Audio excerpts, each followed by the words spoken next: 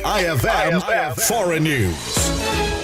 Nagtaas ng pag-angkat ng gasolina at diesel ang Cambodia mula sa Singapore at Malaysia upang punan ang kakulangan sa supply mula sa Vietnam at China ayon kay Energy Minister Keo Rotanak. Ang hakbang ay bahagi ng paghahanda laban sa epekto ng digmaan sa pagitan ng US at Israel laban sa Iran na nagpapahirap sa pandaigdigang availability ng gasolina. Noong nakaraang linggo, halos 1/3 ng 6,300 na gasolinahan sa bansa ang pansamantalang nagsara, ngunit kasalukuyan 5.77% lamang ang sarado. Ayon sa datos ng International Trade Center, matindi ang epekto sa Cambodia dahil noong 2024, higit sa 60% ng petroleum product imports nito ay mula sa Thailand at Vietnam, habang ang Singapore at Malaysia naman ay halos 1/3 at 7% lamang ang mula sa China. Samantala, ayon kay Rotanak, pinapalakas ng Cambodia ang imports mula sa Singapore at Malaysia habang nakikipag-ugnayan din sa mga global supplier tulad ng Total at Chevron upang mabawasan ang panganib sa supply. Wala pang sariling oil refinery ang nabanggit na bansa at karaniwan ay may supply lamang na mas mababa sa isang buwan para sa diesel, jet fuel, LPG at gasolina. Dagdag ng Energy Minister na nakikipag-ugnayan na rin ang gobyerno sa Australia's Woodside Energy para sa liquefied natural gas supply ng kanilang kauna-unahang LNG-fired power plant na magsisimula sa operasyon sa susunod na taon. Sinabi rin nito na nakatulong ang renewable energy sa bansa upang mabawasan ang epekto ng krisis sa langis at pinapayuhan na pabilisin ang interconnection grids sa ASEAN para sa mas matatag na enerhiya sa rehiyon. Para sa IFM Foreign News, ako si Idol Zarina Franco.